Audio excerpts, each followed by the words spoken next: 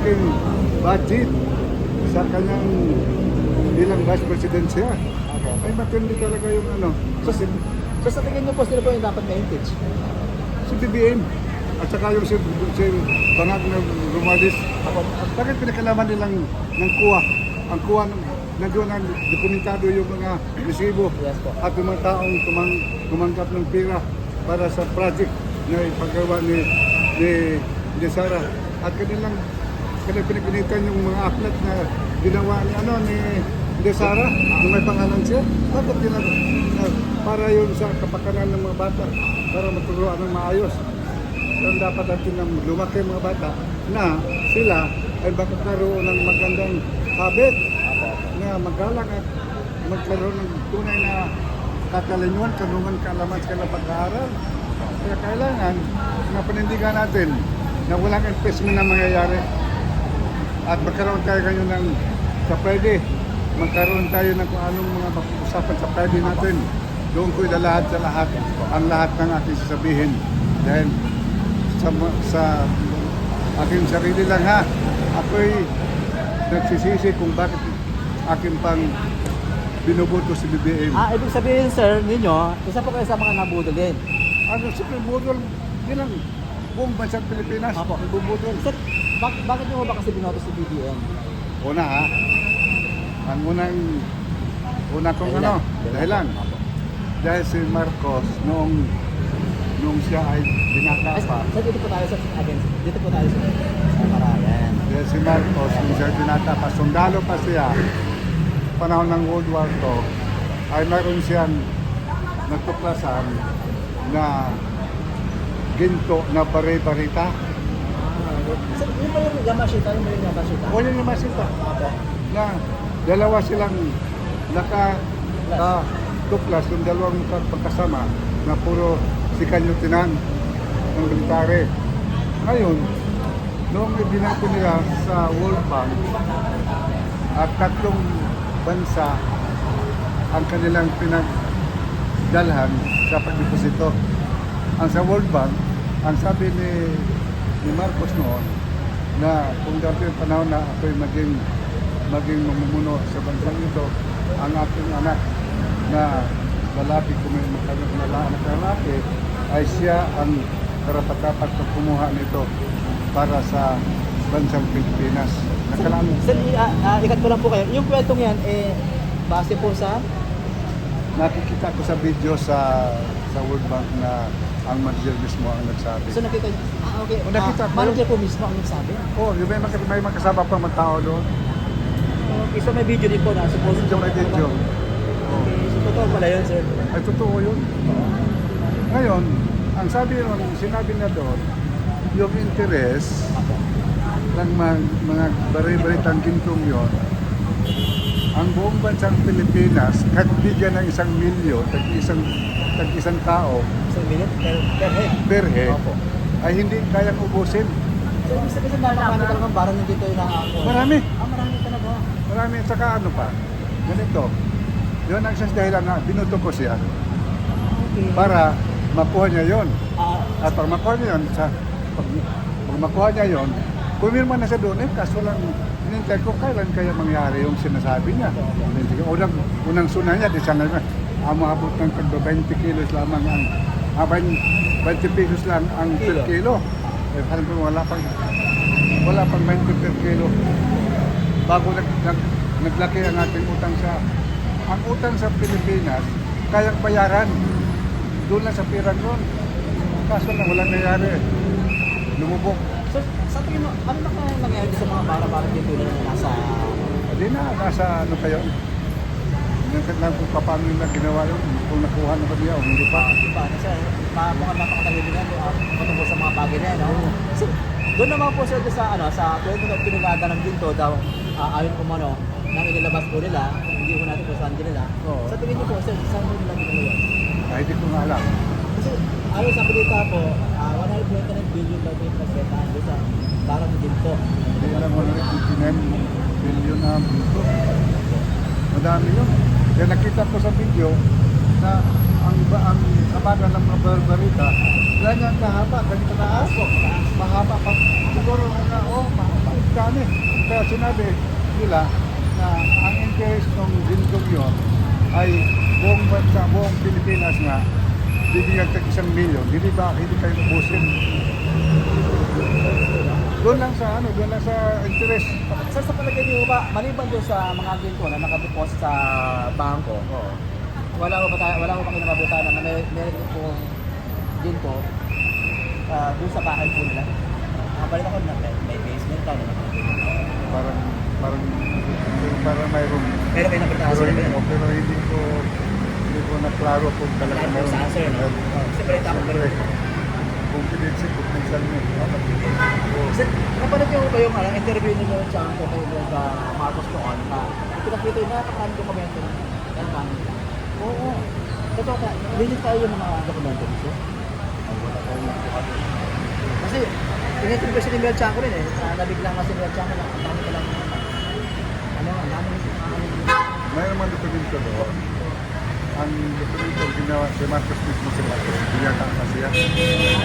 Ang kanyang sundalo pa siya na nagkanang preparar pag siya ay maging pinuno na sanang magtiran yun ay para sa bansang ito. Huwag natuwa naman na sa kanyang ina. Marami po siyang sabi ko na nagtawa. Ang ating sinisip noon, lagi kong pinag-pray sa Panginoon na magkaroon siya ng presidente na magtatayo ng mga company dito sa Pilipinas. Sa Pilipinas na pag-ari ng government. Oo, para ito. Ngayon, nakuha na ang bakasyon. Dami ko kapag tayo siya. Kaso lang, yung pinaka-importante, hindi niya na napagtutukan, Police Bradley, na mayroon palang langis sa ilalim dagat. Oo. Meron. Kapag sa Mindanao, walang doon mayroon lumagas na ano. Kaya, ang dapat ito po ng himula din natin. Kaya pala, ang concept nito, sinasabi na mahalika. Mahalika, Oo. Dahil doon sa ginto, ginto. Yung mga bansa pang Vatican, Roma, ang mga sa Pilipinas, mga bansa na dito. Kaso lang, yung sumunod mga presidente, sa tingin niyo ba ilan po tayo kung ang presidente ay Mahirap ang Pilipinas, mas lalong humirap kasi binulsa ni Marcos, Martin Lisa at ang mga cracks na Congress. Kaya ang mga bilihin, pansin nyo, ang mamahal ngayon. Yes, tama po kayo, Sir J. Marie Amero. abang awa sa ating bansang Pilipinas, yun na nga, magtayo ng sariling mga kumpanya Palina po tayo ng gobyerno. o kapag ng gobyerno. Yung Meralco, yung ABS-CBN, yung mga Maynila. lahat ng gobyerno, lahat. Pagkali na yung mga Nanghingi kayo ng tulong. OFW ba yung magtrabaho sa pamilya, paawa kayo. dapat Wala po akong hiningi. Kung may kusa po, magbigay. Kung may bigay, tanggapin. ating plano. Wala po ako. May narinig po kayo ng hingi ako. Ngayon pa po na sana na siya ay nakapagala Mas lalong humirap ang Pilipinas kasi kinurap ni... mga Alam mo, dito sa bawat probinsya, Mang Turugis, bayan, magturugis ka na lang. barangay, Siguro, ano ka eh. para ang lahat ng probinsya Ayaw ko magano. Ayaw ko magalit. Ayaw ko ma-stress sa'yo. na pinapasa po yung Lisara Ang pera wala kay BP Sara. Tandaan nyo. na temple na ako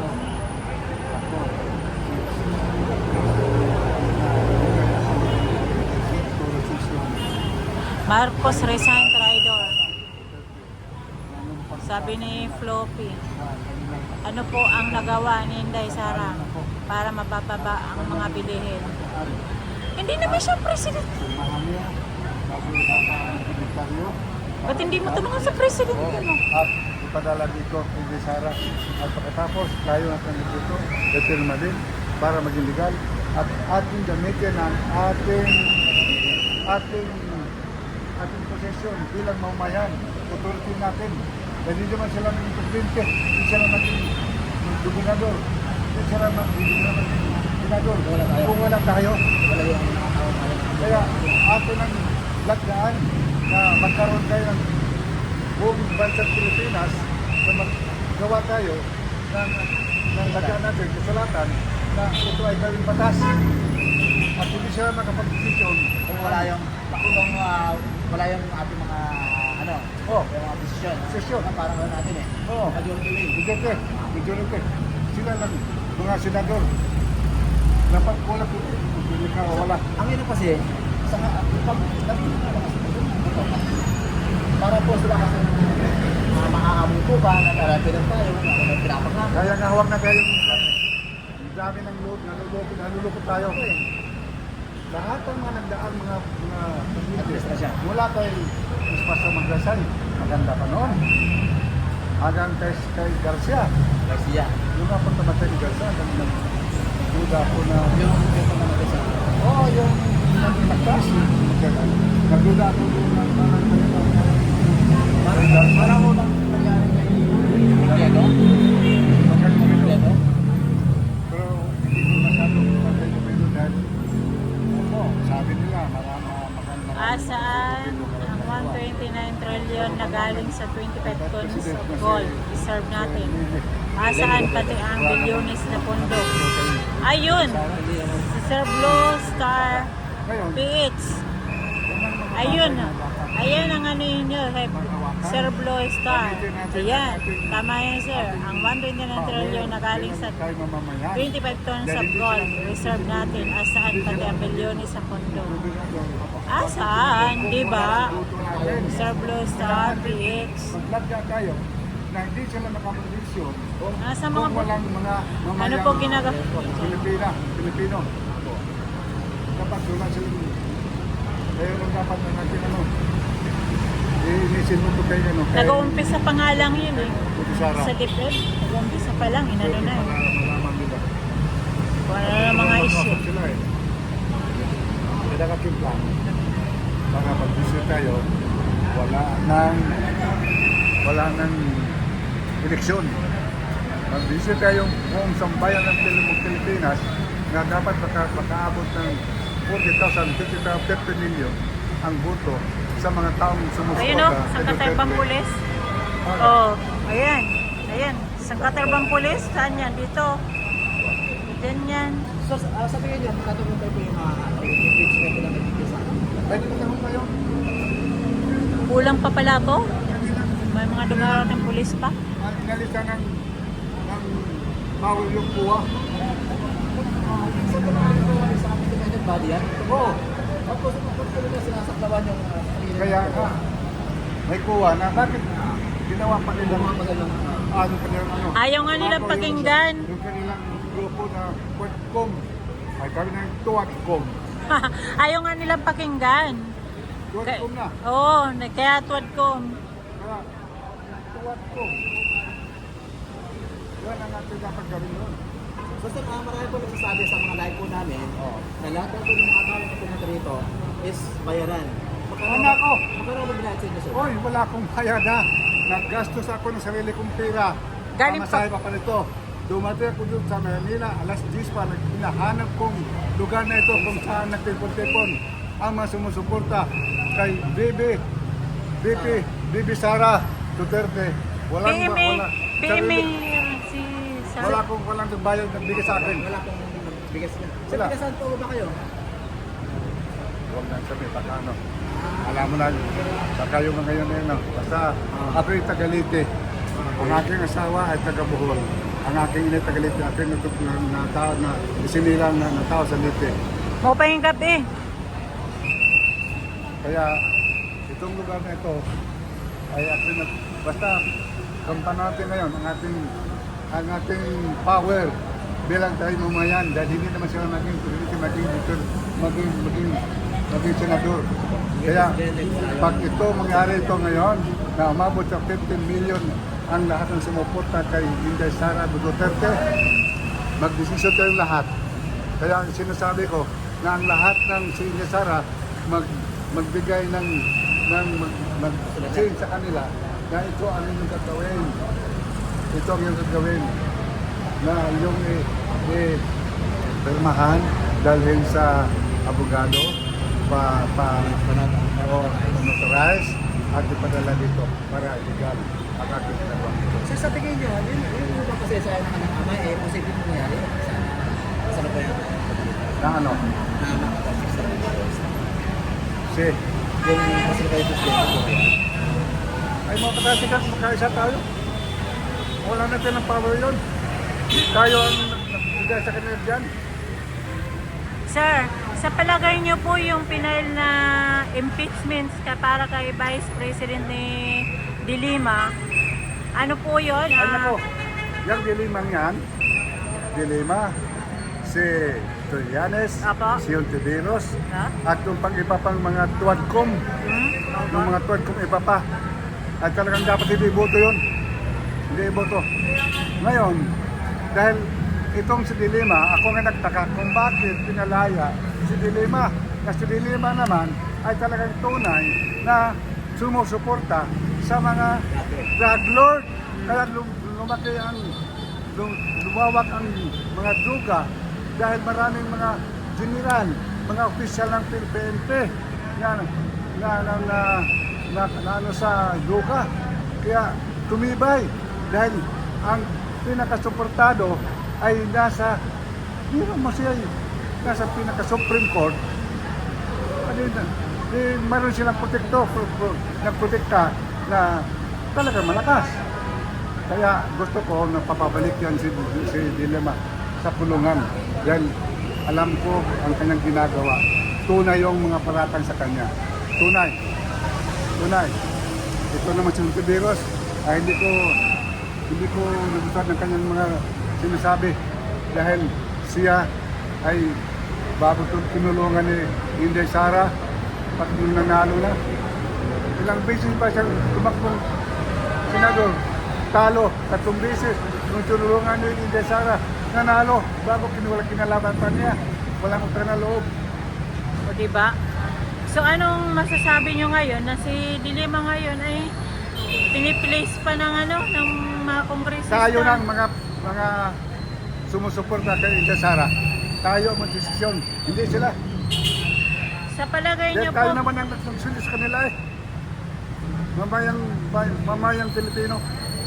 sa palagay nyo po, mahina o malakas yung pinail na kasi po para sa mga DDS supporters, parang kinakabahan or nangangamba na baka nga ma-impeach si BP Sara. Sa palagay nyo po, ano po yung mabigat po ba yung yung Hindi nga mabigat dahil dokumentado ang mga resibo ni Inday Sara galing sa kuwa.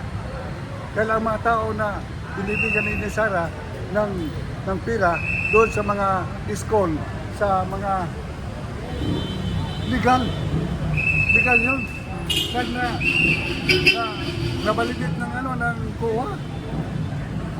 Kaya huwag kayong matakot na ma-impeach siya. Wala, hindi. Sa tingin niyo ba si Inday Sara lang po yung pinupuntirya po nila pagdating sa mga contestation? Dahil yung ako ay nagtaka kung bakit binigyan ng napakalaking budget si Inday Sara, ang VP, Office of VP. Nagtaka ko, bakit hindi ginawa ito ni Robredo noon? Baka ito'y pain para gawaan nilang paraan ng butas para siraan si Inday Sara. Ay di naman na kaya gawin dahil matalino naman si Sara. Matalino si Sara. Lahat ng mga binibitawan nilang paninira kay Sara, pagdating doon sa kanilang sa hearing nila sa Senado, ay napapahiya itong si Dilima at si Trillanes at si Ontiveros. Bakit itong abante naman ako? Sir, Wala. sa palagay niyo po, planado na po ba ang impeachment para kay BP Sara? Ang aking, sa tingin ko, hindi nila mapinalize dahil sa ito ngayon, kung narinig nila ito ngayon, ay talagang binabypass ni Romualdez yung kuha. Bakit pa nila kanilang pagpagkaalaman na detalyado naman yung mga mga resibo. Napakinggan niyo po ba yung sinabi ni PBBM na itigilan na yung tigilan yung impeachment o file ng dahil magsasayang lang daw ng oras. Kunwari lang yun. Okay. Kunwari lang yun. Para sasabihin na wala siyang nagsasabi ka, pero si Romualdez, yun ang dyan. Pati yung mga tuwadcom, mga sumuporta kay BBM, kay Romualdez ng Bangag. So sa tingin niyo ba kaya po ginigipit si Sara ngayon na gusto lang na-impeach? Dahil kapag naging presidente siya, makabawian siya. Ano? Kaya nila ginagawang ginigipit o impeach si Sara Duterte. Kapag naging presidente siya, baka naman po yung mga umaano sa kanya ipanigan niya. Kaya nila ginagawa. Hindi ko Baka mag-gets yun. bumawi sila. Umuwi. Baka bumawi sila kay Sara. Baka bumawi si Sara sa kanila kapag siya po ay naging presidente nila. Kaya po nila ginagawa. Ay, depende kung anong gawin ni Sara. Dahil ako, gusto kong mawala sila lahat. Yung mga nilagay ni BBM diyan sa Malacanang, wala sila lahat. Lahat ng mga sangay ng mga departamento sa buong Pilipinas na mga opisyal na nilagay ni BBM. Pag si Sara ang naging presidente, wala sila lahat dyan, palitan. Sa talaga niyo ba si BBM na po yung nag-decide sa mga kabinete niya o may iba pa kong kasama niya na namili din kung sino yung lalagay ko. Ano pwesto niya? Ni BBM? Si BBM. Naniniwala ba kayo na hindi lang siya yung may ang pumili. May iba pa ko siyang kasama na pumili rin kung sino yung ilulupot nila. Yun nga plano niya. Ay, wala lang iba siya, bakit na Romualdez. Hindi gustong maging presidente. Pag si Romualdez ang naging presidente na ako, wala nang ang bansang Pilipinas kung sasakyan pa, lubog. Sir, bilang DDS supporters, bilang supporters ni Bibi Sara, umaasa pa rin po ba tayo na magkabati ang presidente at saka vice president na gano'n ay sinabi may sagutan sila na sabi ni Bibi Sara, never na sila magbati. At sinagot naman ni PBBM na wala yung never. Parang umaasa pa rin ang presidente na magbabate. Wala na. Period na yun. Hindi na ayaw ko magkabati sila. Dahil pinarado niya si Bibi Sara. Hindi lang, 1 million, 25 budget para makuhanan siya ng butas. Siraan siya. Yan. Ang gusto ni BBM, si Romualdez, ang mananalo para maging presidente. Hindi ako. Kayo mga tao sa buong bansang Pilipinas, intindihin ninyo ang kinabukasan natin mga anak, mga apo. Yes. Gusto ko na itong mag-ama, ang presidente si Sara, vice president si Duterte, yung mga tao, si Bato, si Bongo, si Pamelo, si Atty. Rodriguez. Rodriguez. Yung lahat na lahat ng mga loyal kay Jimmy Bundok. Sila lahat. Gusto ko sila lahat, wala nang ibang mga senador na maging kasama nila. At saka kasama siya si Villanueva, Joel Villanueva. Ay. Kasama yan. Hindi ko siya kahit ganun. Kasama si Villanueva. Kaya kailangan na mapagkasana dapat sa Friday. Kung narinig ninyo mga kababayan sa buong bansang Pilipinas, kung saan man kayo, kung narinig niyo itong mga sinasabi ko, kung magpadala sa inyo si Sara ng dokumento, kopyahan ninyo at siyang gawin ninyo na bigdaan ninyo at dalhin doon sa attorney,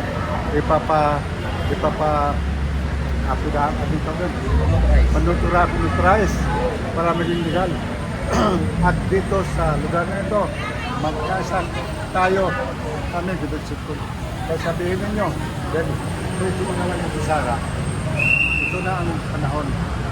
Magkaroon tayo ng kasaysayan sa bansang Pilipinas na nagkaisa ang bansang Pilipinas na nagdeklara na wala nang eleksyon at pababain na si BBM at si Bangag na Romualdez, lahat sila na nasa posisyon, alisin na yon, palitan na ng mga senador, congressman, para wala nang hassle, wala nang circumstances, wala nang against.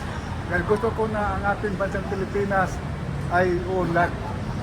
Kaya ang pangarap ko sa ating bansang Pilipinas na ang presidente sana magkaroon ng paggawa ng mga company para ng pag-aari ng gobyerno. Kaya agawin natin, kuha natin uli ang mga property ng gobyerno na nasa mga tao ngayon. Private na nila. Naging private, mga tubig, mga kuryente, lahat na. Kaya hindi makontrol ng mga gobyerno, hindi gobyerno ng mga nasa pwesto ang mga kumpanya, mga gasoline station, lahat na. Di ba hindi nila ma-control dahil ang mga kumpanyang yun ay nagbibigay. Ang oligarko na sa oligarko sa bansa natin. Nagbibigay sa kanila at malaki ang kanyang hinini na mga ang tawag dito yung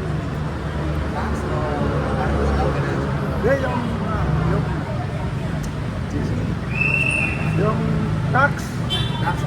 Malaki ang tax at kinukuha nila. Oh, hindi ba tumaas sa mga tax? Tinaas sa mga tax. Kaya ho ba tumataas lalo ang mga bilhin natin dahil doon sa binibigyan na sa gobyerno tax? Doon nila kinuha sa atin din. Doon na kinukuha. Katulad niyang VAT ay ginawa ni Recto yun. Sa mga consumer pa, mga tao pang bumibili sa mga groceries, laging may VAT. Para ko naman. Nako, grabe. Kaya kailangan na pagkasaan natin ito mga kababayan. Ayaw ko nang ang ating bansa maging katulad ng isang bangka pag nakakaroon na ng mabigat na karga, lulubog. Gusto ba ninyo nalubog ating bansa? Wala nang magandang kinabukasan natin mga apo. Wala na. Ang ating bansang ito ay lubog na sa utang. Ang pinagtaka kung bakit si BBM na umutang pa, pwede naman galawin niya yung ginto niya. O yung ginto ng pinabangko ng kanyang ama noon. Na sabi nga doon na ang interes sa buong bansang Pilipinas, bawat tao, bibigyan natin isang milyon, hindi kayang ubusin. Oo. Pag masingil yung mga utang ng ibang bansa, yung sa Vatican, nakautang pala yun.